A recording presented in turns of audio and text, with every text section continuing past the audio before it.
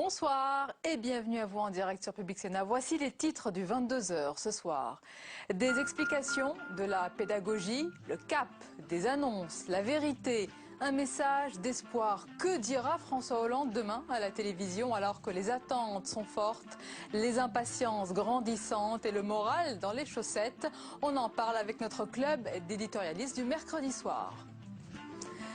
De passage à Bruxelles pour la remise d'une Légion d'honneur, Nicolas Sarkozy, d'une humeur taquine, a plaisanté sur sa présence sur le territoire belge, moins longue que celle de Gérard Depardieu devant quelques 300 personnalités. L'ancien président a aussi ironisé sur la confiance longue à construire, dit-il, et facile à perdre. À bon entendeur à l'Élysée, salut. Grosse surprise au Sénat et désaveu pour le gouvernement avec le vote à la quasi-unanimité d'un texte UMP prévoyant la suppression des allocations familiales et de l'allocation de rentrée scolaire aux familles qui ont perdu la garde de leurs enfants par décision de justice. Scène incroyable, vous le verrez, d'un hémicycle où l'opposition applaudit la majorité. Et puis cette question ce soir dans le 22h, va-t-on lever l'interdiction de recherche sur les cellules embryonnaires? Déjà voté au Sénat, le texte arrive cette semaine à l'Assemblée.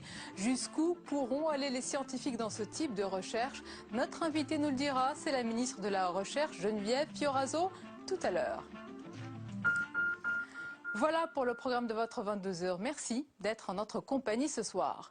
À l'heure où son nom fait les gros titres de la rubrique judiciaire après sa mise en examen dans l'affaire Bettencourt, Nicolas Sarkozy garde le moral, visiblement. L'ancien président est apparu très décontracté aujourd'hui à Bruxelles pour remettre la Légion d'honneur à son ami, le ministre Didier Reynders. Et quelques heures auparavant, c'était au tour de Carla Sarkozy de rompre le silence, mais cette fois-ci sur le mode de l'émotion. On voit tout cela avec Alexandra Colino. Première sortie et premiers mots officiels de Nicolas Sarkozy depuis sa mise en examen dans l'affaire Bettencourt. En déplacement à Bruxelles pour la remise de la Légion d'honneur à un ministre belge, l'ancien président tout sourire a évoqué l'actualité par allégorie. D'abord quelques pics déguisés à François Hollande, puis une référence sur le ton de l'humour aux affaires judiciaires qui l'occupent. La confiance dans un couple, dans une famille, dans un pays, dans une économie, c'est la chose la plus longue à construire. Et c'est la plus facile à perdre. Et j'aime ce joli dicton wallon.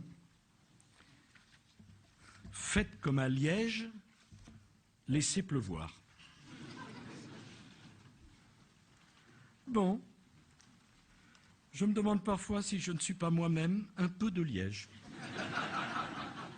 Sa riposte a commencé lundi avec un commentaire posté sur l'ancienne page de campagne Facebook. Dans ce message signé NS, l'ancien président remercie ses soutiens et dit vouloir consacrer son énergie à prouver son honnêteté, assurant que la vérité triomphera. Et quand monsieur rit à Bruxelles, madame s'émeut du sort de son mari au micro des radios. C'est simplement inimaginable, c'est tellement inimaginable que cet homme-là puisse abuser de la faiblesse d'une dame qui a l'âge de sa mère. Je ne sais pas comment vous dire, c'est impensable. Carla Bruni, qui en pleine promotion de son album, est rattrapée par la petite musique de la politique. Tout le monde a un avis sur ce que doit dire demain à la télévision François Hollande. Dans la presse, les éditorialistes insistent sur le devoir de vérité. La droite, par la voix du président de l'UMP, Jean-François Copé, appelle le président à bouleverser sa politique. Le gouvernement espère que le chef de l'État va renouer avec les Français qui expriment dans les sondages une défiance grandissante vis-à-vis de son action. Et qu'attendent les parlementaires de la majorité de cette intervention? Jérôme Rabier a posé la question aux sénateurs de gauche. Objectif, s'adresser aux Français. Pas depuis l'Élysée comme ses prédécesseurs le faisaient, mais depuis un plateau de télévision spécialement conçu pour l'occasion. Et si plusieurs millions de personnes devraient le regarder, il y aura parmi eux des sénateurs de sa majorité, chacun avec des attentes bien précises. Nous, écologistes, nous en attendons d'abord une voie claire, une direction claire, une impulsion forte, pour qu'on sache exactement où nous allons. Il faudra donc faire preuve de pédagogie pour convaincre ses téléspectateurs particuliers. Pas sûr qu'à la gauche de la gauche, cela suffise à rassembler derrière lui. Je suis très sceptique quant à l'efficacité de l'exercice. Encore une fois, ce n'est pas des mots qu'il faut, ce sont des actes. Donc oui, il vient s'adresser aux Français parce qu'il sent bien qu'il y a un trouble sérieux qui s'installe dans le pays. Donc vraiment, il faut changer de braquet, changer d'orientation et changer de cap. Un changement de cap peu réaliste lors d'une intervention télévisée, mais même dans son propre camp, chez les sénateurs PS, on aura besoin d'entendre du concret. Il est essentiel que le président rassure, redonne confiance. Je n'ai aucune inquiétude sur la forme. Maintenant, c'est vrai qu'il faut sûrement muscler sur le fond pour que les Français comprennent bien que le gouvernement est là pour accompagner le redressement du pays et que tout va être mis en œuvre sur le front de l'emploi qui doit être vraiment la priorité absolue. Musclé sur le fond, l'expression est lancée. En creux, on reproche donc au président de ne pas assez s'impliquer. Au plus bas dans les sondages, François Hollande aura 45 minutes pour s'expliquer, avec comme mot-clé pédagogie, franchise et peut-être quelques annonces à la clé. La préfecture de police de Paris confirme ce soir son comptage de 300 000 personnes ayant défilé dimanche contre le mariage pour tous. De leur côté, les organisateurs qui avaient critiqué la première estimation de la police maintiennent leur chiffre d'1 400 000 manifestants. Et au-delà de ces chiffres, et alors, vous le savez que le texte arrive au Sénat, il y a, semble-t-il, de l'eau dans le gaz, dans le mouvement anti-mariage gay.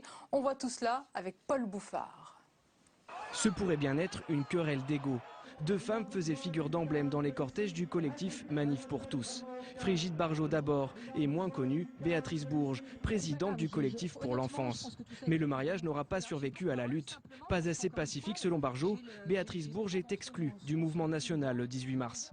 Car cette dernière souhaite une action plus ciblée. Un label est né, le Printemps français. Il y a des gens qui se sentent mieux à faire des choses plus discrètes, plus en réseau. On est plus ciblé sur des actions plus en région, plus subversives, on va dire. Pacifiques, mais subversives. Voilà. Tiens, écoutez, vous voyez, je pense que le mot est un peu là, c'est-à-dire peut-être résistance pacifique et peut-être un peu plus subversive. Certains voient dans ce mouvement un collectif musclé, flirtant avec la violence. Pour Frigide Barjot, il s'agit simplement de récupération. Totalement. De gens qui veulent agir de façon plus violente. Et nous ne sommes pas violents. Nous sommes non violents.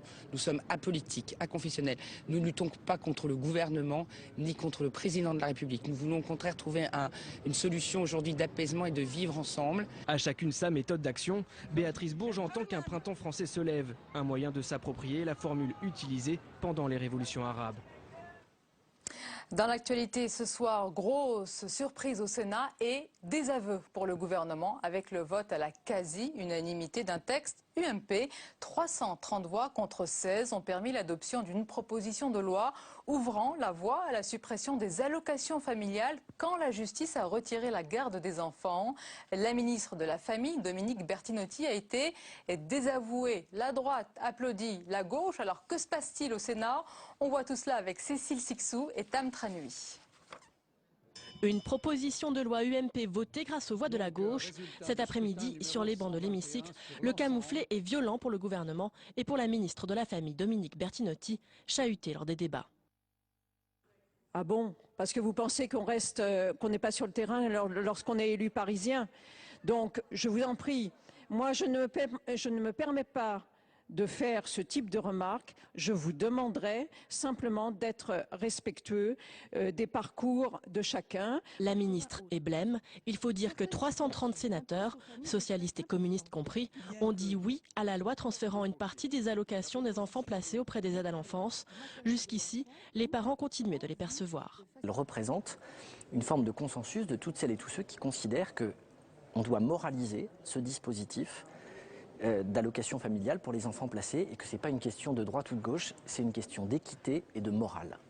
Sa couleur politique, le socialiste Yves Daudigny l'avait laissé au placard.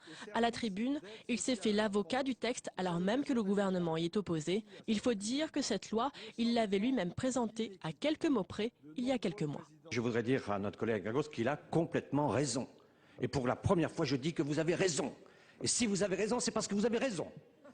En effet, on a suivi la proposition. La proposition de loi Béchu est une reprise de la proposition Daudigny d'octobre 2012.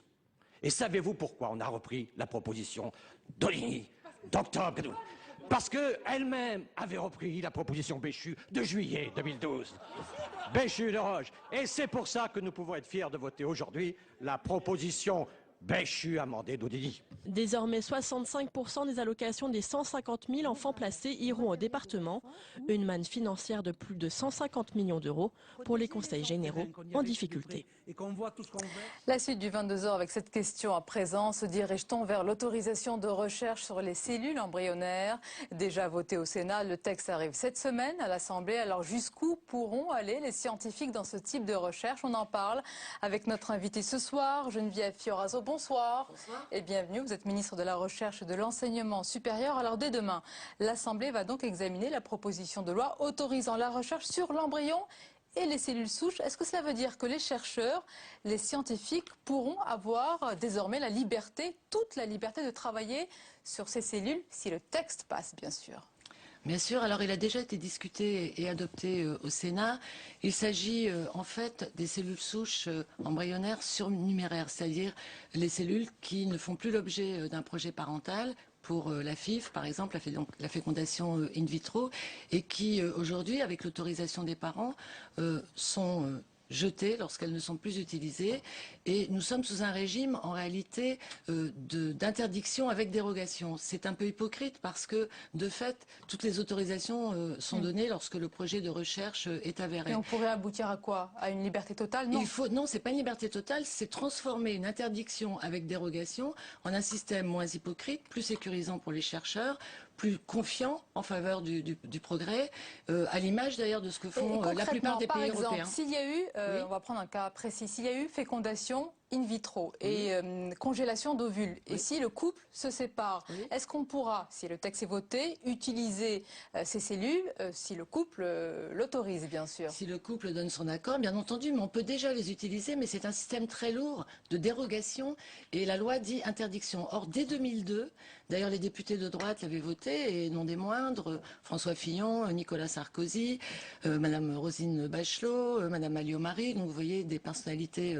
assez diverses, Monsieur Accoyer, Monsieur Borloo, donc Monsieur Juppé, toute la droite avait voté le principe d'autorisation. Il devait être mis en œuvre. Il y a eu une révision de la loi bioéthique en 2004 qui a dit on fait un moratoire et on y reviendra et nous, vraisemblablement, nous l'utiliserons. Nous testons la période, voir si les dérogations sont justifiées, si les projets sont valables. C'est important de dire qu'on ne va pas fabriquer des cellules embryonnaires pour la recherche médicale. Absolument. Ce sont des cellules qui sinon sont jetées, sont soit jetées, soit utilisées pour la recherche déjà, mais avec un système d'interdiction. Et pourtant, Geneviève Fioraso, il y a un tir de barrage à droite, avec d'ailleurs l'appui de l'Église. Le cardinal archevêque de Paris dit ceci: c'est une erreur grave car on considère que l'embryon n'est rien. C'est votre avis? Mais non, absolument pas. Ce sont des cellules qui peuvent sauver la vie de patients. Il y a des patients, il y a des malades, il y a leurs familles qui attendent cela avec la plus grande impatience. Aujourd'hui, en Europe, dans les pays développés, cette autorisation est accordée simplement à des fins médicales et simplement pour la recherche. C'est ce que propose ce projet de loi. C'est extrêmement encadré. L'agence de biomédecine contrôlera à tout moment le ministère de l'Enseignement supérieur et de la Recherche. S'il a le moindre doute, peut interpeller à nouveau l'agence de biomédecine pour qu'elle contrôle. Donc il y a un contrôle continu. C'est faire confiance dans les chercheurs en encadrant la recherche. C'est donner un signe formidable aux familles, aux patients qui l'attendent avec Parce qu'on le rappelle, avec la espoir. finalité, c'est les malades. Bien sûr. Mais pourquoi ne pas avoir saisi, pourquoi vous n'avez pas saisi le Comité national consultatif d'éthique parce que je vous le dis, depuis 2002, en 2002, ce principe avait été accordé à gauche comme à droite. D'ailleurs, il n'y avait pas eu de problème. Alors peut-être y a-t-il un contexte de politique politicienne aujourd'hui qui fait qu'il y a ce retour en arrière, qui a eu lieu d'ailleurs aussi en 2011, à un an des élections. Donc moi, je ne veux pas qu'on instrumentalise de façon politique. Je ne veux pas qu'on instrumentalise de façon politique un projet qui est un projet d'espoir pour de nombreux patients. Et vous pensez que la droite s'y oppose pour des raisons politiciennes et pas Je crois que c'est assez clair. Il y a 500 amendements qui sont quasiment tous redondants pour un article. Donc moi, ce que je veux, c'est donner un signe d'espoir aux chercheurs, mais surtout aux familles, dans un encadrement absolument fiabilisé, sécurisé, mais qui donne l'espoir pour développer de nouvelles thérapies à terme. Ça se fait partout dans le monde. Oui. C'est une bonne raison pour que ça se passe en France, selon vous? Oui, parce que nous avons pris du suffit. retard, parce Oui. que ce signe de méfiance a mis nos chercheurs en retard, notre recherche en retard, et nous avons décroché. En Europe, l'Europe finance ce type de recherche depuis le 6e plan 4, c'est-à-dire depuis 2006. Vous l'avez dit à l'occasion de l'examen de la loi relative à la bioéthique en 2011, il y a eu des états généraux, il y a eu un débat sur le sujet. Est-ce qu'aujourd'hui vous considérez, comme vous le dites, que le débat est clos? Il y a eu un vote au Sénat, mais est-ce qu'il n'a pas été fait rapidement? En catimini. Nous y avons passé 2 jours, puisque nous l'avons abordé au cours de 2 niches parlementaires, 2 jours et une bonne partie de la nuit. Donc le débat a été fait, le débat a lieu depuis 20 ans, il avait été tranché en 2002 à droite comme à gauche par un consensus, et c'est normal quand il s'agit de recherche, quand il s'agit de santé, quand il s'agit d'espoir donné aux malades, aux patients. Toutes les règles d'éthique sont absolument respectées. Il ne peut pas y avoir d'autre but à ces recherches que la recherche médicale, la fin médicale. Vous direz à et ça n'est l'Assemblée pas la nationale face procréation. à une droite qui va s'opposer à ce texte? Eh bien écoutez, la droite prend ses responsabilités, mais je crois que les chercheurs, les familles, les patients et le monde entier a tranché. Alors l'actualité ce soir au Sénat, vous l'avez vu dans notre sujet, un texte UMP a été voté dans un Sénat de gauche approuvant la suspension des allocations familiales pour les familles qui ont perdu la garde de leurs enfants. Quelle claque, quel désaveu pour le gouvernement. Que se passe-t-il? On a l'impression que la fronde vient de toutes parts, Geneviève Fioraso. Je n'ai pas de commentaire à faire sur ce dossier. Je l'ai découvert en même temps que vous. Je n'ai pas toutes les données. Mais ce vent de fronde, cette ambiance, ce climat. Moi, je pense que le climat, on devrait plutôt mobiliser toutes nos énergies pour l'emploi, pour le redressement. C'est ce que font tous les pays aujourd'hui. Parce que notre monde fait face à des mutations profondes, il y a des problèmes environnementaux, il y a des problèmes économiques, on voit bien de nouveaux équilibres se font dans le monde. Donc notre énergie, il faut la rendre positive, avec des perspectives. La recherche, l'enseignement supérieur sont des perspectives formidables. Les mots, les mots et les actes, je préfère... non, moi ce sont des actes. Quand on oriente bien les jeunes, pour que les jeunes issus des familles les plus modestes, dans les licences, dans les filières professionnelles, dans les filières technologiques, aillent vers des parcours de réussite, vers les STS, vers les IUT, plutôt que d'aller échouer à la faculté où ils vont parce qu'ils ont, à l'université où à laquelle ils ne sont pas préparés parce qu'ils ont été refusés dans les autres filières. Ça sont des choses concrètes. Alors, quand on veut avoir 50% de jeunes qualifiés, comme c'est le cas déjà en Corée, un pays qui a 50 ans était dans la misère la plus profonde, il faut bouger, il faut regarder le monde autour de nous. Il bouge, donc il faut se remettre en mouvement dans la justice sociale et expliquer. Du concret, qu'est-ce que concrètement vous attendez de l'intervention de François Hollande demain?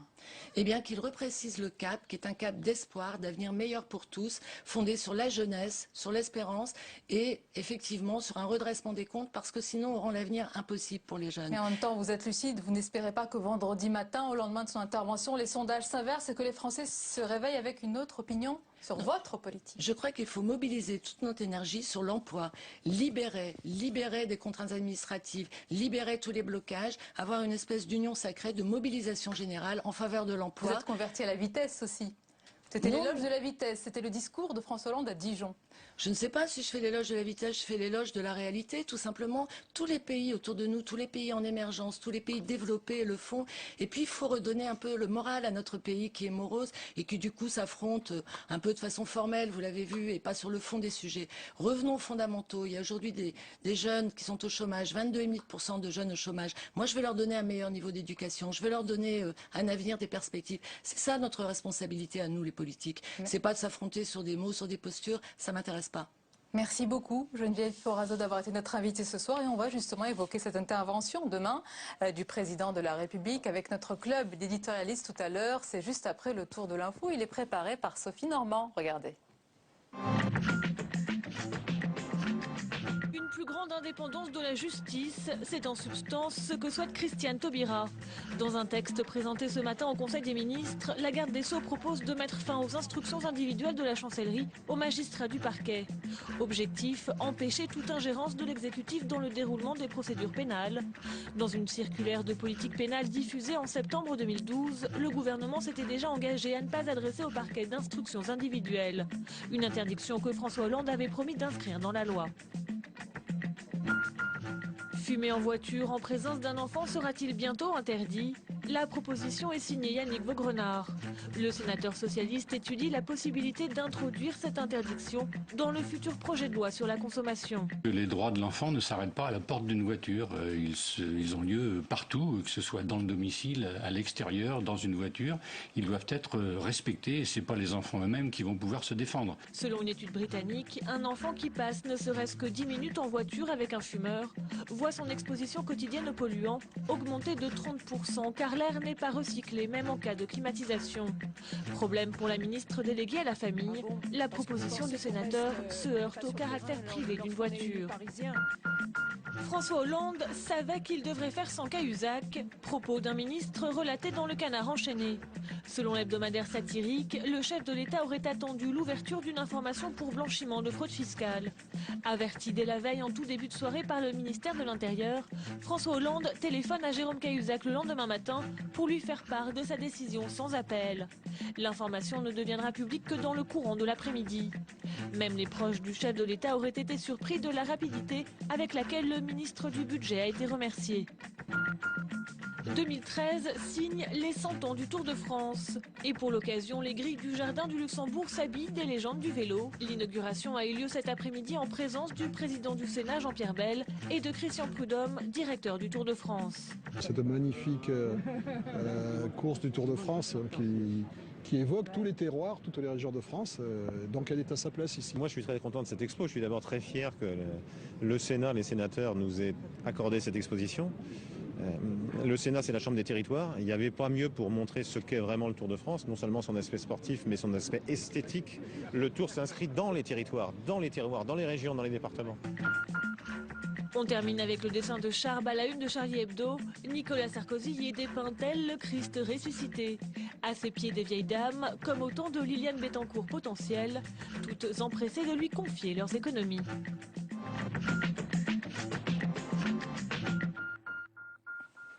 Très attendu demain soir à la télévision, François Hollande aura fort à faire pour calmer les inquiétudes des Français, essentiellement sur le chômage, rassurer son camp qui doute et certains le font haut et fort, mieux expliquer sa politique et son cap. Les attentes sont fortes, les impatiences grandissantes et le devoir de vérité s'impose. Nous allons évoquer ce soir avec nos éditorialistes les objectifs de cette prestation télévisée et passer au scanner également l'entourage de François Hollande. Sur qui le président peut-il encore compter? On en parle avec Guillaume Tabar. Bonsoir Guillaume. Bonsoir Sonia. Éditorialiste aux Échos, Marion au Figaro. Le passage s'est fait récemment. Marion Mourgue, journaliste politique aux Inrocks. Bonsoir Marion. Et notre chroniqueur Jean-Louis Gombeau. Bonsoir Jean-Louis. Et l'artiste Hervé Baudry. Bonsoir. Hervé, on a voté à l'unanimité. On adore votre veste. Écoutez, merci. C'est les couleurs Hollande. Hein, le pays. Oui, le pays. Hein, voilà, comment on va faire. On va parler beaucoup de Hollande. Voilà. Alors, cette allocution demain, d'abord, à qui s'adressera demain le président de la République? Est-ce qu'il y a un public cible et qui est-il? Est-ce que c'est tous les Français, Guillaume Tabar? C'est tous les Français au sens où la désaffection à l'égard de François Hollande, aujourd'hui, elle concerne tous les Français. Bien sûr, l'électorat de droite, qu'il n'a jamais porté très haut dans son cœur, mais en début de mandat, François Hollande avait une certaine estime à droite, même si sa politique, son programme était contesté, sa personne était respectée, même voire soutenue par une partie de la droite. Bon, ce soutien a disparu. Et surtout, et c'est ça qui est le plus inquiétant pour lui, c'est qu'aujourd'hui, la désaffection, elle concerne l'électorat de gauche. L'électorat de gauche au sens de la gauche un peu radicale, celle qu'incarne Jean-Luc Mélenchon, mais aussi l'électorat socialiste qui commence à avoir des doutes sur la politique, mais aussi, et je pense que c'est ça qui est le plus embêtant pour lui, des doutes sur la personnalité de François Hollande. On a longtemps dit, sa politique est critiquée, mais sa personnalité est approuvée. En gros, l'inverse de ce qu'on disait pour Nicolas Sarkozy. Mais là, je crois qu'on entre dans le moment où la personne même de François Hollande commence à être contestée. Pourtant, quand on analyse les sondages, c'est très intéressant et original, on voit qu'il y a la défiance par rapport à sa politique, mais pas de rejet du président, du style. Oui, mais il y a des signes qui ne trompent pas. Vous savez, le déplacement à Dijon, qui était censé être une opération de communication, pour montrer que François Hollande avait le contact naturel avec les Français, que tout se passait bien. C'est une opération qui a tourné au fiasco, il faut dire ce qui est. Bon. Et ensuite, on va en parler aussi, peut-être que la sortie de Pascal Cherki. Bon, est-ce qu'en début de mandat, un député de la majorité, un député du PS, aurait osé tenir de tels propos sur le président. Oui. Il est très à gauche, mais quand même, c'est quand même révélateur. Marion Mourgue, on va regarder dans quel contexte politique intervient cette prestation télévisée. Regardez ce tableau. Il y a évidemment les Français inquiets. Il y a sa majorité de gauche, on l'a dit, déboussolée. Il y a le bruit, la fureur, hein, je reprends l'expression de Jean-Luc Mélenchon. Il y a les attaques répétées à la droite. Il y a le Front National toujours en embuscade. Est-ce qu'on a déjà vu un climat politique aussi lourd, aussi tendu, aussi violent ?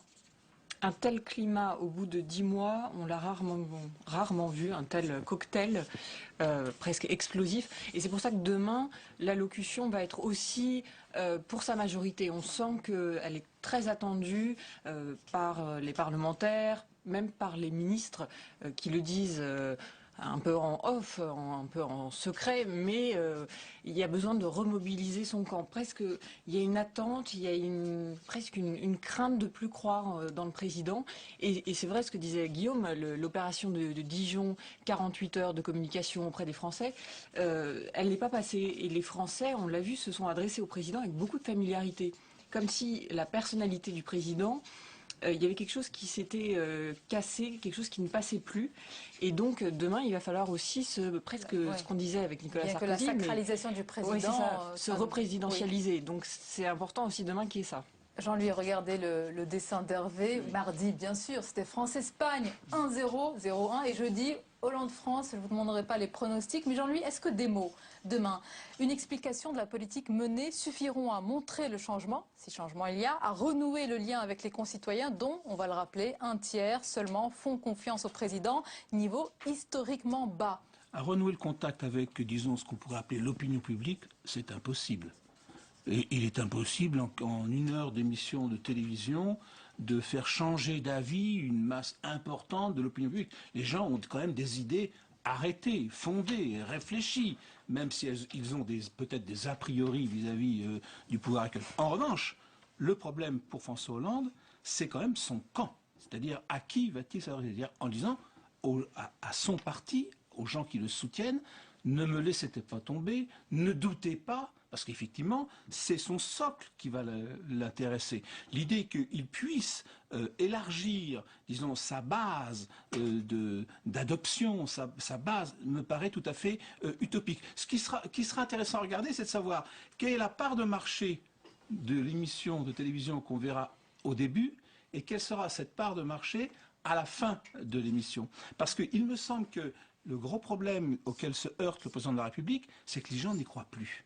Ils n'y croient plus. Donc ils vont dire « Oh, bah, c'est toujours la même chose » et ils vont sans doute changer de chaîne. Et ça, c'est le gros problème qui va se poser pour François Hollande au cours de l'émission. Et je crois que rarement... s'ils changent de chaîne, en tous les cas à la fin de l'intervention, oui, voilà, ils viennent chez nous. Ils sont les bienvenus chez nous parce que nous avons une édition spéciale sur Public Sénat. Le problème, c'est à quel point...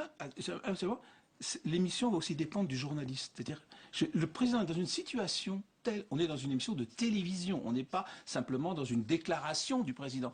Et l'importance du journaliste demain me paraît extrêmement rarement vue. C'est que déjà les ministres, les conseillers, la majorité dévant presque cette intervention en disant il ne faut rien attendre, il n'y aura pas d'annonce, on sait que ça ne va pas faire remonter les sondages, donc il y a déjà une attente qui est dévendue. Nous verrons s'il y a des annonces, Guillaume Tabar, mais le président répète depuis quelques jours que sa politique doit être jugée à la fin. En attendant, elle continue à pousser comme Sisyphe le rocher jusqu'au bout de la montagne. Il sera jugé à la fin. Bien sûr, l'échéance pour lui, c'est la présidentielle de 2017. Bon, mais c'est loin. Bon, je pense que François Hollande a un petit problème avec l'agenda. C'est que quand on prend au début de son quinquennat, et même encore sa précédente émission, qui était en septembre sur TF1, bon, il dit, voilà, il y a 2 ans pour le redressement, et en gros, 3 ans où là, on peut faire des choses plus gratifiantes. Bon. Mais on voit bien que d'ores et déjà, toutes les hypothèses économiques, sur l'hypothèse de croissance, et donc sur le chômage, rendent ce calendrier déjà obsolète. Hein. Et dire, bah oui, d'accord, ça va être difficile, les sondages vont être mauvais, mais on va se refaire à la fin. Arrive un moment où la fin sera déjà arrivée. Bon, là, je passe sous le contrôle de Jean-Louis, mais je crois que même pour l'année 2014, on pense que la croissance sera difficilement supérieure à 1,2 au mieux, même moins. Bon. Et là, je parle toujours sous votre contrôle. Pour que la croissance crée vraiment de l'emploi, il faudrait être au moins à 1,5, voire à 2 points. Bon. Donc, on ne voit pas mécaniquement comment cet espoir de faire baisser le chômage pourrait intervenir sitôt. Et...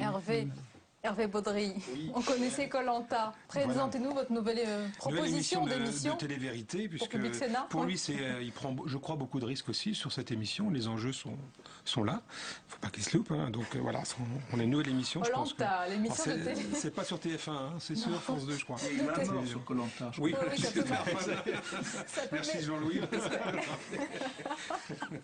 Hervé Baudry, puisque vous parlez de vérité, beaucoup d'éditorialistes ce matin disent attendre de cette intervention la vérité et rien que la vérité. Pourquoi, Marion Mourgue? Est-ce que ça veut dire qu'avant on entendait des mensonges ou une vérité maquillée, travestie? Manifestement, le discours ne passe pas. Donc c'est qu'on n'a pas entendu, on n'a pas compris ce qui était dit avant. Et que là, il y a un besoin d'entendre au moment où la croissance est en berne, au moment où le pouvoir d'achat est lui aussi en berne, où le chômage explose. Il y a un certain nombre d'indicateurs qui sont dans le rouge, donc il y a un besoin de... Oui, dans le rouge vif, oui. Dans le rouge vif, il y a un besoin de pédagogie et d'une parole très claire. Pourtant, Jean-Louis Gombault, jamais le président n'a caché la réalité de cette crise. Il répète depuis quelques jours, quelques mois, c'est la crise la plus grave qu'on ait jamais connue. Voilà. La seule vérité, c'est la crise est très grave. Il n'y a pas d'autre vérité que celle-là. Quand on regarde les comptes de la nation qu'a publié ce matin l'INSEE, on peut reprendre un certain nombre de chiffres qui montrent la gravité des choses. Premièrement, la baisse du pouvoir d'achat des Français, ce qui ne s'est jamais vu depuis 1984. Si on regarde la baisse du pouvoir d'achat par tête, c'est celle qui intéresse tout le monde, on ne l'a, ça, carrément jamais vu, moins 1%. Le taux de prélèvement obligatoire à la fin, au début de cette année, atteint le niveau maximum qu'on avait atteint en 99 avec M. Jospin. La baisse de la consommation signalée par l'INSEE en 92, on n'a jamais vu ça depuis 1993. Donc, quand vous regardez l'ensemble et le taux de chômage, du jamais vu depuis 1997. Donc, 84, 80, on arrive quand même à une accumulation de références historiques qui montrent à quel point la situation est compliquée. Et alors, je rebondis sur ce qu'a dit Guillaume tout à l'heure, il fixe un cap, c'est ce qu'on lui demande. Mais évidemment, à chaque fois, on le lui rappelle. Tout le monde va se souvenir dans quelques mois, vous aviez dit que vous inverseriez la courbe du chômage. Et donc, s'il ne fixe pas de cap, on dit « Ah ben il est flou ». Mais s'il en fixe, à chaque fois on dit ben, « Il ne les remplit pas ». Donc, il se trouve dans une situation quand même, pour exposer son affaire, assez compliquée. Oui, mais c'est vrai ce qu'on entend de lui, finalement, plus que ça, parce que les objectifs, vous avez raison de le rappeler, personne n'y croit. Il pourrait dire le chômage va baisser dans 6 mois, dans 1 an, dans 2 ans. Personne n'y croirait, et c'est pas une question d'étiquette politique. Mais rien n'est exclu. Bon. Enfin, je veux dire... Mais les gens ne sont dupes de rien, et j'allais dire, quand bien même le chômage baisserait, un politique qui dirait le chômage va baisser ne serait pas cru. Bon. Ce qu'il y a, c'est que François Hollande paye ce qui sera finalement un peu le péché originel de son quinquennat, tout comme le bouclier fiscal avait été celui du quinquennat de Nicolas Sarkozy, qui est ce coup de massue fiscal du début du quinquennat. Et l'étude que Jean-Louis citait sur la baisse du pouvoir d'achat, elle découle directement de cette hausse des prélèvements. Ben voilà, quand on paye plus d'impôts, on a moins de pouvoir d'achat. Et ça, c'était... François Hollande et la gauche ont eu l'illusion de dire on ne va taper que les riches. Le fameux 75%, la tranche supérieure d'imposition, etc. Bon, ben, les gens ont vite compris que, vu les sommes qui étaient nécessaires, et c'est vrai qu'il fallait des prélèvements nouveaux pour réduire le déficit. Personne n'y aurait échappé. Nicolas Sarkozy avait prévu lui aussi d'augmenter les prélèvements. Bon, mais dire, mais rassurez-vous, on ne va toucher qu'à une partie des gens, bah, aujourd'hui on en paye l'addition. Peut-être que demain on connaîtra enfin le taux de cette taxe à 66,666%. Alors Marion Mourgue, dans quel état d'esprit est François Hollande? La plupart des visiteurs, des interlocuteurs qu'il reçoit, je n'en fais pas partie, ressortent de l'Élysée ragaillardis, confiants, presque sous le charme d'un président optimiste qui croit en sa bonne étoile. Est-ce qu'il est sûr de sa vision, habité par cela, ou au contraire, est-ce qu'il est, comme le dit la droite, coupé des réalités dans son château? Non, c'est quelqu'un qui est très optimiste et qui l'assène notamment au Conseil des ministres en disant à ses ministres vous devez, c'est pas prêcher la bonne parole, mais vous ne devez pas inquiéter, vous ne devez pas douter. Donc il a beaucoup consulté cette semaine, il a un emploi du temps qui est un peu plus allégé, il a vu un certain nombre de ministres importants, un certain nombre de visiteurs du soir, donc des communicants, et il y a même des rendez-vous qui ne sont pas à son agenda, donc des politiques de gauche qui ne sont pas indiqués. Et il a demandé aussi beaucoup de notes à ses conseillers. Donc François Hollande, on ne sait pas exactement ce qu'il va dire parce que il se nourrit de toutes ces notes qui lui viennent, mais c'est vrai que c'est quelqu'un de profondément optimiste. Hervé Baudry, non. Un peu d'avance, hein, mais pour bien expliquer le contexte dans lequel intervient le président, il y a eu cette phrase cette semaine du ministre Laurent Fabius, c'était sur Europe 1, on l'écoute. Pas simplement une crise que nous vivons, c'est un changement du monde. L'Europe, évidemment, a perdu beaucoup de sa place par rapport au reste du monde. Le travail ne ressemble pas à ce qu'il était il y a des années. La technologie bouleverse tout. Il faut faire face à ce changement du monde. La France n'y a pas été préparée. Il faut que nous la préparions maintenant et que nous affrontions ce changement du monde. Oui, vous ne le saviez pas, Jean-Louis Gombault, ce n'est pas une crise, c'est un changement du monde, comme le dit Laurent Fabius. Alors, est-ce que nous avons été préparés pour affronter, pour ne pas avoir peur de la mondialisation, du progrès des pays émergents? Comment intégrer de tels bouleversements? C'est le problème. Ah. C'est qu'effectivement, si on ne s'y était préparé, on ne serait pas dans l'état dans lequel nous nous trouvons. Donc effectivement, est-ce qu'on va tranquilliser les gens, convaincre les gens en disant non, non, c'est pas une crise, c'est un changement du monde pour les gens qui sont menacés par le chômage, etc. Tout ça paraît un peu très théorique et je dirais très intellectuel. Ça n'aide pas tellement à comprendre la situation dans laquelle on se trouve. On a l'impression que c'est une sorte de... Je ne dis pas que c'est faux, mais que c'est un peu une espèce de dérivatif. D'artifice. D'artifice, c'est-à-dire, en fait, tranquillisez-vous en quelque sorte. C'est pas une crise, c'est un changement du monde. Si vous changez, eh ben, à ce moment-là, vous serez adapté au nouveau monde.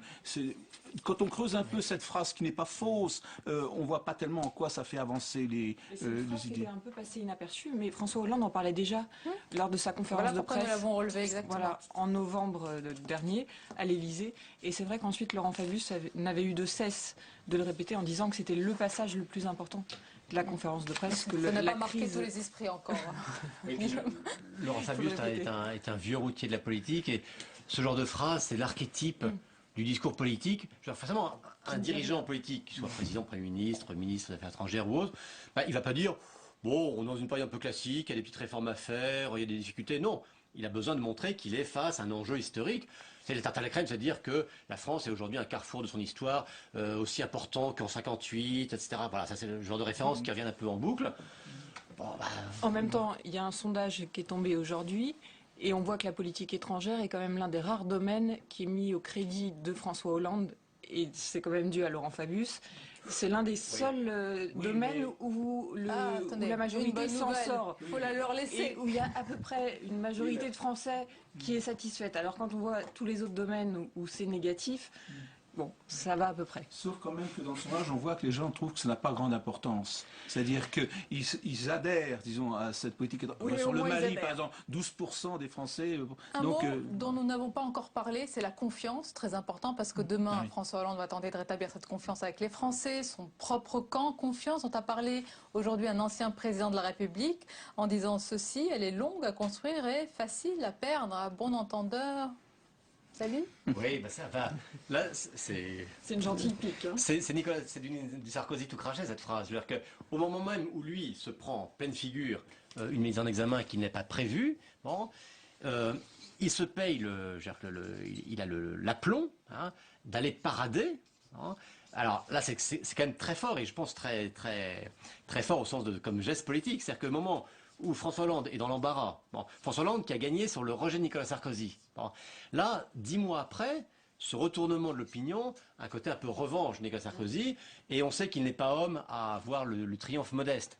Donc à la fois, il se venge, entre guillemets, de la victoire de François Hollande, et en même temps, il montre aux juges gentils et aux gens de la droite, je pense notamment à François Fillon et à d'autres, que, attention, c'est pas parce qu'il a des ennuis judiciaires qu'il ne faut pas compter avec lui. Et là, il montre qu'il fait belle figure, qu'il prend un peu de la distance avec ses ennuis judiciaires. Voilà, je pense que le message politique, il s'adresse à tout le monde. Et pour Hervé Baudry, Nicolas Sarkozy dit non, c'est pas une pique, c'était gentil.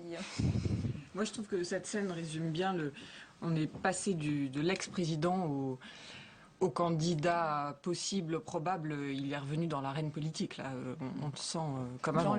Pour ce qui est de la confiance, ce qui est encore le plus dur, c'est de la regagner. C'est-à-dire, la gagner, ça va, la perdre, ça va plus vite. Et la regagner, c'est extrêmement lent. Ça prend des mois, voire des années. Ça aussi, hein, on l'a retenu, Jean-Louis Gombault. Jean-Louis a tout à fait raison, mais je ne sais pas ce que ça veut dire pour plus tard pour Nicolas Sarkozy, mais c'est quand même la première fois que l'on voit quelqu'un battu, au bout de quelques mois, retrouver un tel crédit, en tout cas dans son propre camp.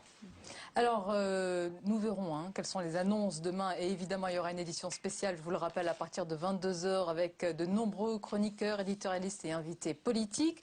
Je voulais vous poser la question de savoir qui sont aujourd'hui, selon vous, les hommes ou les femmes de confiance du président. Sur qui le président peut compter pour la suite dans ce climat. Alors, il y a Jean-Marc Ayrault. Quotidiennement, c'est lui qui est chargé d'expliquer la politique. On l'a vu avec la réponse à la motion de censure à l'Assemblée. Il vit peut-être l'enfer à Matignon.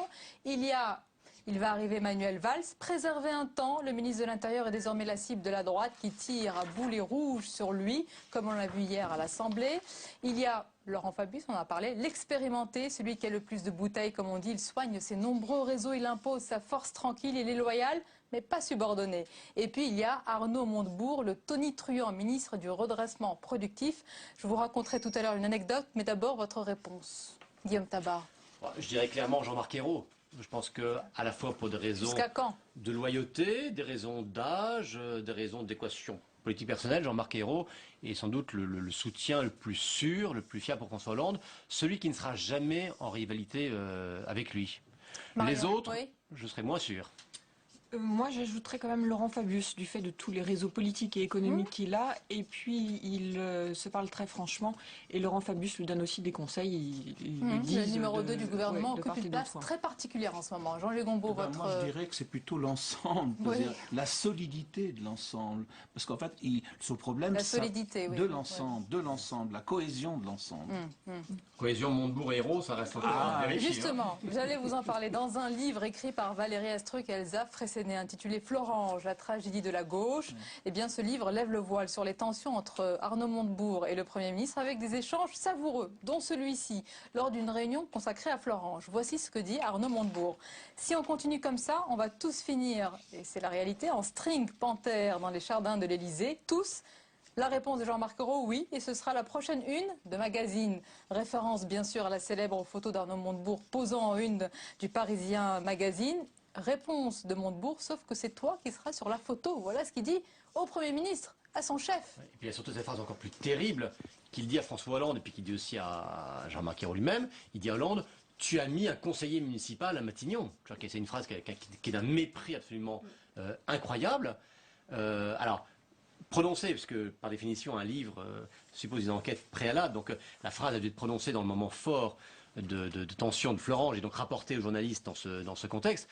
Aujourd'hui, Montebourg serait peut-être plus prudent, mais il n'empêche que sorti aujourd'hui, au moment où on pose plein de questions sur l'autorité de Hollande, de Ayrault sur l'équipe, je trouve que c'est une phrase qui remet, même avec le décalage chronologique, qui remet une pièce dans la machine à couac du gouvernement et que c'est pas une bonne nouvelle pour le gouvernement. Elles sont assassines ces phrases et on finit avec le dessin d'Hervé Baudry. L'île. Vous en oubliez une. Ah non mais vous nous faites tout TF1 ce soir, l'île de la tentation. Je serai l'héroïne. Je pense à une femme, on a oublié celle-ci, elle pourrait peut-être revenir aussi, on ne sait pas. Une autre? Une autre. Martine Aubry, le retour peut-être. Alors à présent, la revue de presse avec vos hebdos. D'abord l'Express et une sévère, peut-être que vous le pensez aussi, c'est ce titre, la débâcle, avec les paris perdus du président, la méthode Hollande en échec, les ministres en panne, bref, rien ne va plus au château selon l'Express.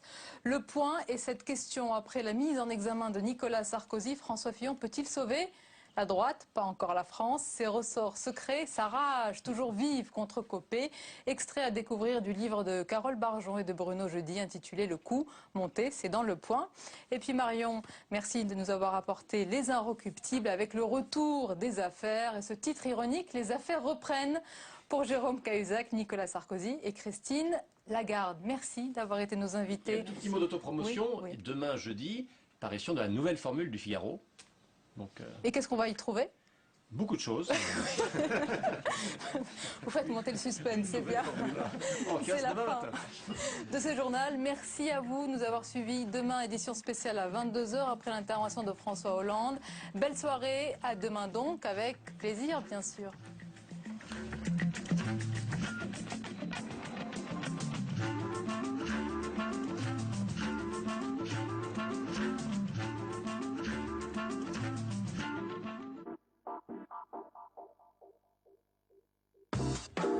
La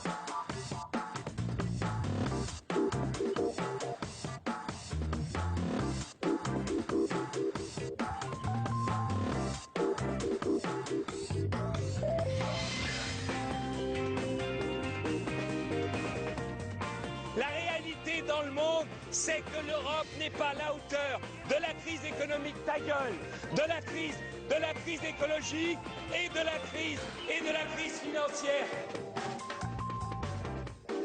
Il s'énerve, il énerve aussi parfois, tant il est hors norme dans le paysage politique avec ses colères, sa gouaille et ses coups de gueule, y compris contre son camp. Alors, à quel jeu joue Cohn-Bendit? Que penser de ces différentes facettes et quel bilan tire-t-il à l'heure où il annonce sa retraite d'Europe Écologie? Cette semaine, nous déshabillons en tout bien, tout honneur, un ovni de la politique.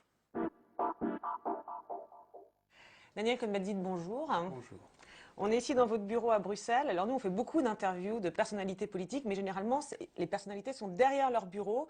Et nous, quand on a préparé l'émission, on nous a dit « Ah non, Daniel Cohn-Bendit, surtout pas à son bureau, il déteste ça ». Alors c'est quoi, vous êtes allergique au bureau? Ou c'est l'idée même du bureau qui vous déplaît profondément? Non, je trouve ça assez ridicule d'être derrière un bureau, ça fait faussement sérieux. Alors, ou on est sérieux ou on ne l'est pas, mais je trouve beaucoup plus agréable d'être dans un fauteuil et de vous regarder et de vous parler. D'accord. Alors, aujourd'hui, vous avez annoncé là, très très sérieusement que vous preniez votre retraite de la vie politique, en tout cas en 2014. Vous l'avez annoncé à 68 ans. Et c'est vrai que la plupart des gens, quand ils pensent à 68, vous concernant, ils pensent plutôt à cette photo, cette image d'ailleurs que vous avez dans votre bureau. Alors vous avez déjà expliqué que vous viviez très bien avec avec le mythe de 68, on ne va pas revenir là-dessus. Mais la question qu'on se pose avec cette retraite annoncée à 68 ans, cette photo dans votre bureau, c'est est-ce que vous n'avez pas été un peu prisonnier du mythe de 68 quand même, de ce jeune homme-là? Non, pas du tout. C'est la femme de Gilles Caron qui vient de me l'envoyer. Et c'est mes collaboratrices qui ont trouvé ça drôle de me surprendre aujourd'hui avec cette photo. Ah, d'accord. Donc, en fait, elle est là pour la première fois. Voilà. D'accord, vous ne l'avez pas depuis des années, tous les jours? Non, pas du tout. Depuis des années, j'ai la photo de Jean-Paul Sartre. Donc, vous voyez, j'ai plein de choses qui ont sens ou pas de sens du tout. Comme j'ai pas annoncé d'ailleurs que je me retirais de la vie publique. Hein. J'ai dit que vous arrêtez votre activité. Non, j'ai dit que je ne serais plus candidat. Non, j'ai dit que je ne serais plus candidat. On n'a pas tout compris, d'accord. Je ne serais plus candidat à rien. Donc en 2014, je ne serais pas candidat aux élections européennes. Et que je ne parlerai plus au nom d'un parti. Mais j'interviendrai dans le débat public, mais en tant que moi. Voilà, différemment. Alors justement, parce que ce que vous avez dit, ça a été beaucoup commenté, tout le monde n'a pas forcément très bien compris la preuve. Alors je vous propose de revoir quelques images, justement, cette déclaration, et puis d'autres images qui résument un peu vos relations pas toujours faciles avec les Verts français et Europe Écologie, et c'est commenté par le politologue Daniel Bois. Je vous montre. Autour de l'UMP, etc. On a vu beaucoup récemment des gens qui déchiraient leurs cartes. Moi, je ne etc. déchire pas les cartes, j'avais jamais de cartes. Sur la pointe des pieds, de manière assez discrète. Pas sur la pointe des finalement. pieds, puisque tout le monde le sait. C'est lui qui avait donné l'impulsion à Europe Écologie. Il n'est pas content de ce que c'est devenu Europe Écologie, parce qu'au fond, son projet à lui, d'origine, qui est une nouvelle forme du parti, s'est pas concrétisé. Alors, ceci dit, il n'a pas expliqué le mode d'emploi pour faire un nouveau parti. Hein. Donc il y a cette déception. En même temps, c'est à la fois rationnel et émotionnel, et ça exprime, je trouve, cet esprit 68ard, où on n'aimait pas les organisations. Il y a quelque chose de ça qui ressort, je trouve. C'est vrai qu'il faut se souvenir qu'en 2009, après la victoire aux Européennes, c'est là que Daniel Cohn-Bendit donne l'impression de vouloir s'investir à fond dans cette nouvelle formation. Je vous montre. Daniel Cohn-Bendit, Eva Joly, José Bové, ce matin un trio vainqueur qui savoure son triomphe. Hier soir, le QG d'Europe Écologie était plein à craquer. Les responsables n'avaient pas prévu une telle affluence, mais surtout personne n'avait espéré un tel résultat. La joie se mêle à la surprise, alors qu'au fur et à mesure de la soirée, le score d'Europe Écologie augmente, pour finalement talonner celui du PS. Ce 7 juin, c'est le D-Day de l'écologie politique. Cette histoire d'amour, et je le maintiens, de ce rassemblement, elle peut continuer.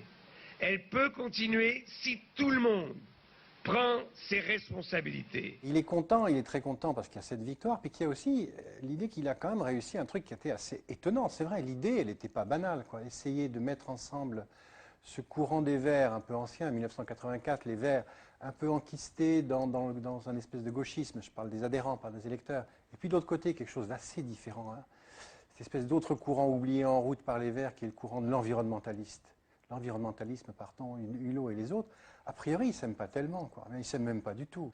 Donc le coup de force d'avoir réussi à faire prendre une mayonnaise avec ces deux composants, je comprends son bonheur, mais il va être de courte durée parce que la séquence est longue qui mène au présidentiel. Parce que les Verts, c'est pas toujours facile non plus. On voit que c'est un parti pas évident. On n'aime pas les têtes qui dépassent. Est-ce que lui, c'est pas la tête qui dépasse finalement, comme on le voit là chez les Verts? Oui, mais c'est pas la peine de la couper parce qu'il n'est jamais sur le trône. Il est toujours un petit peu en retrait, un peu à côté, donc il s'arrange toujours pour qu'on puisse pas véritablement le détrôner, puisqu'il n'est pas dans les institutions. Et puis parce que dans le fond, les Verts l'aiment bien, ou en tout cas qu'ils ne peuvent pas le mettre dehors, parce qu'il représente quelque chose de symbolique. C'est vrai que tous les autres, à un moment ou à un autre, se sont fait couper leur tête, même les plus brillants, même les plus intelligents. Ben lui, on ne peut pas, parce qu'il n'est pas vraiment le roi. Il est toujours le fou, quelquefois, donc on ne peut pas couper la tête au fou. Il est finalement revenu, détendu, après une après-midi d'école buissonnière à la plage. Mais Daniel Cohn-Bendit n'a pas changé d'avis. Il prend ses distances avec Europe Écologie. Dany Zorro qui tape sur la table, ça suffit, ça suffit. Pour les Verts historiques, il ne s'agit que d'un incident mineur. Une réaction temporaire qu'on pourrait appeler un petit peu le baby blues. Ce qui se passe à ce moment-là dans Europe Écologie Les Verts, c'est le moment le plus embêtant, le plus bureaucratique. C'est-à-dire qu'il va falloir mettre les choses en place de façon sérieuse, c'est-à-dire imaginer des statuts. C'est un problème de bureaucrate là qui est en train de se poser. Et lui, il se veut justement pas un bureaucrate. Donc il va bouder dans un coin pendant que les bureaucrates font leur boulot. Et en même temps, il n'a pas complètement tort, ma mère. Il dit, c'est le baby blues. C'est vrai, il a lancé ce truc-là, ça lui échappe, mais ça lui échappe parce qu'il ne veut pas l'élever ce bébé. C'est pas son problème. Il voulait le faire naître, mais il ne voulait pas lui donner le biberon. D'accord, et donc en même temps, il n'est pas très content que ça marche sans lui, alors c'est ça? Vous pensez qu'il y a une dedans, ambivalence? Dehors, toujours, dedans, dehors. Voilà, je ne veux pas le faire marcher parce que c'est ennuyeux, mais si ça marche sans moi, je ne suis pas très content. Alors, c'est ce qu'on a beaucoup dit de vous, hein, en reprenant la revue de presse, du moins en France. Dedans, dehors, il veut pas, voilà. Et, là où il se trompe, c'est que ça marche pas. Il me dit, ça marche sans lui, il n'est pas content. Je suis pas content parce que ça marche pas. Si ça marchait sans moi, bah, je trouve ça formidable. Vous savez, quand on a fait 16% en européenne et qu'on se retrouve à 2,2% en présidentielle et qu'on se retrouve quand même dans une situation où le crédit d'Europe Écologie dans la société est quand même au plus bas, on ne peut pas me dire qu'il n'est pas content parce que son enfant démontre son autonomie. Oui, ça c'était en 2010 quand Europe Écologie se crée, les statuts oui, mais sont faits. Le problème, c'est que quand on voit 2011-2012, j'ai eu raison.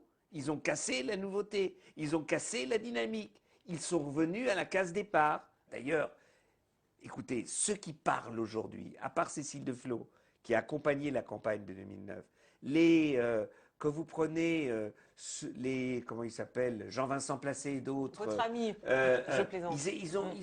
Ils ont rien fait pour la campagne de 2009. Ils n'étaient pas là, ils étaient en vacances, ils étaient aux abonnés absents. Tout ça, ça avait dépassé. Et d'ailleurs, Jean-Vincent Placé a fait une très bonne déclaration en 2009. Il a dit, avec Dany Cohn-Bendit, on fait 8%, sinon on faisait 7%.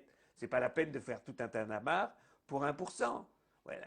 Manque de peau, on a fait 16. Vous avez fait 16, ouais. Oui, donc. Et il y a deux choses dans ce que vous dites, qui interpellent. C'est d'une part, quand vous citez Jean-Vincent Placé, c'est vrai qu'on a l'impression que vous entendez pas très bien, hein, pour ceux qui n'ont pas suivi tous les épisodes avec donc Jean-Vincent Placé. On a l'impression, quand vous dites, quand vous le citez, que vous ressentez de l'ingratitude à votre égard, que vous les avez trouvés ingrats. C'est pas de l'ingratitude, c'est de l'ingratitude face à ce qu'on aurait pu être. Moi, ça m'est égal. D'accord, c'est pas perso, parce qu'on a l'impression souvent... Écoutez, hein, moi, je ne peux pas supporter une organisation où quand la secrétaire nationale montre son stylo à billes, moi, Cécile Duflot, regardez mon stylo à billes, je ne signerai jamais un accord avec le Parti socialiste s'il n'y a pas la sortie du nucléaire. Ils ont signé avec ce stylo à billes. C'est ma critique, c'est pas qu'ils aient signé, c'est péremptoire. Donc c'est cette culture politique que quoi, vous ne supportez plus parce que vous l'avez supporté des années? Non. Ouais, enfin, je l'ai supporté. D'abord, c'est pas vrai. Je suis venu la première fois, ma première campagne, c'était 99. Ouais, on va en voir un extrait d'ailleurs. 99. Et puis après, alors c'était pas le tel succès parce qu'on a fait que presque 10%. Hein, mais quand même, c'était un énorme succès à l'époque. Et puis après, on a déclaré, bon, maintenant, Dany peut rentrer. Ça y est, il a fait. Et c'est pas, je veux dire, peut-être qu'ils ont raison. Ils veulent être un tout petit parti qui n'a rien à dire. Ok. Alors, vous avez parlé de 99. On va revoir justement quelques images parce que c'est pour ceux qui ont un petit peu oublié, c'est vrai que Daniel Cohn-Bendit, après 68, vous repartez en Allemagne, vous y restez 30 ans et vous revenez en France, alors vous allez nous expliquer comment et pourquoi, en 1999 pour faire la campagne des Européennes. On revoit quelques images commentées par le sociologue spécialiste d'Europe Écologie des Verts, Erwan Lecoeur. Je vous montre. Bendit voit décidément du vert partout, même si Dominique Voynet est habillé en bleu. Bref, ce soir, c'était le dernier grand meeting des Verts au Zénith, devant une salle surchauffée et un Daniel Cohn-Bendit un peu angoissé. Il en fera l'aveu. C'est mon premier meeting à Paris après mai 68. C'est ça. Daniel Cohn-Bendit avait été élu en 1994 par les Verts allemands au Parlement européen. C'est une vieille volonté pour lui. C'est un homme de l'Europe, c'est un franco-allemand, européen, européiste pourrait-on dire d'ailleurs, qui est devenu écologiste dans les années 80 et qui s'est fait élire par les Grünen allemands. Et il revient en 99 en France pour plusieurs raisons. D'abord parce que les Verts en France, qui participent au gouvernement, je le rappelle, on est au moment de la gauche plurielle ou majorité plurielle, Dominique Voynet est ministre, et il est difficile pour une ministre je dirais d'être la tête de file d'une liste aux élections européennes. Mais c'est amusant qu'ils aient eu l'idée d'aller le rechercher, quoi, en fait. Alors, ce ne sont jamais tous les Verts qui vont chercher Daniel Cohn-Bendit. C'est toujours des gens qui ont intérêt à aller prendre ce trublion magnifique, un peu vert, un peu rouge, et qui joue quelque chose dans notre imaginaire collectif avec mai 68. Et donc, Noël Mamère et d'autres proposent à Dany Cohn-Bendit, est-ce que tu veux revenir pour les européennes? Ce n'est pas forcément ce qui va faire le plus plaisir à Dominique Voynet et ses amis, qui vont du coup se retrouver un petit peu pris en otage par Cohn-Bendit, qui fait sa campagne comme il le veut. Mais il y a aussi autre chose, c'est que dans un parti, il n'y a pas la place pour X leader. Et donc si Daniel Cohn-Bendit revient et qu'il devient un peu trop près du cœur des électeurs et des militants écologistes, eh bien ses amis, notamment Noël Mamère, pourraient prendre le dessus sur les amis de Dominique Voynet. Vous voyez, chez les Verts, il y a toujours aussi des histoires un peu internes derrière tout ça. C'est ça en fait, vous pensez, ils ont eu peur que vous preniez, c'est vrai que vous prenez bien la lumière, vous êtes une personnalité voilà, sympathique, médiatique, etc. Vous pensez que vous leur avez fait peur ou vous pensez finalement, comme le disait le politologue tout à l'heure, Daniel Bois, que finalement vous avez toujours été dans cette place un peu du fou et pas du roi et qui n'ont jamais voulu vous couper la tête à cause de ça? Ces Verts qui aiment couper les têtes. D'abord, c'est pas tout à fait vrai qu'il y en a beaucoup qui auraient aimé et qui aiment toujours me couper la tête. Donc, mais c'est vrai que j'ai pas envie d'être roi. Je veux dire, j'ai pas envie de diriger une organisation. C'est pas ma tasse de thé, c'est pas mon tempérament. Ça ne m'amuse pas beaucoup et je trouve ça un peu complètement inutile. Non, c'est pas ça. Le problème, c'est que dans cette, par exemple, campagne de 99, il y a eu de fortes tensions sur des sujets. Par exemple, moi j'ai soutenu, disons, l'idée d'une intervention au Kosovo et surtout en Bosnie. Après ce qui s'était passé, c'était Srebrenica et tout ça, et les Verts étaient pacifistes qu'ils étaient mal à l'aise avec mes interventions. Mais ce qui les a surpris, et tout le monde m'a prédit que ça serait une catastrophe électorale parce que une certaine électorat de gauche irait vers l'extrême gauche parce que justement... vous souteniez cette... Et puis au contraire, plus je parlais et plus ça avait du succès dans les meetings parce que les gens comprenaient ce que j'expliquais. Je crois, bon voilà, c'est vrai que... Et puis il y avait, c'est vrai, il y a une paranoïa. Il y avait une paranoïa, d'ailleurs qu'on a retrouvée 10 ans après, qui est Dany vient et s'il fait un bon score, il veut prendre le parti. Ils n'ont jamais compris, et d'ailleurs Bois non plus, n'ont jamais compris que prendre un parti, ça ne m'intéresse pas. Que c'est pas ma manière de faire de la politique, c'est pas mon intérêt. Mais c'est vrai qu'après, en 2009, j'avais l'idée qu'on aurait pu faire tous ensemble quelque chose d'autre. Et c'est ça qu'on a raté. Quand je dis on, c'est aussi moi. Vous dites j'ai peut-être ma part de responsabilité, puis vous dites J'ai aussi... pas dit peut-être, j'ai dit j'ai ma part.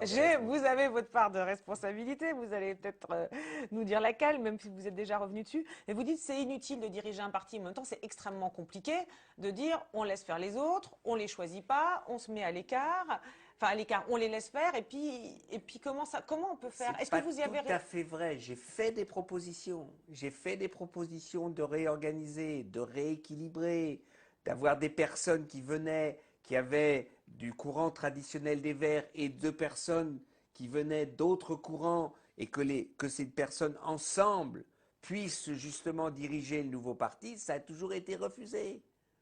C'est pas vrai que j'ai donné des idées comment rééquilibrer. Donc j'ai fait des propositions, c'est pas vrai, mais j'ai perdu. Et vous dites j'ai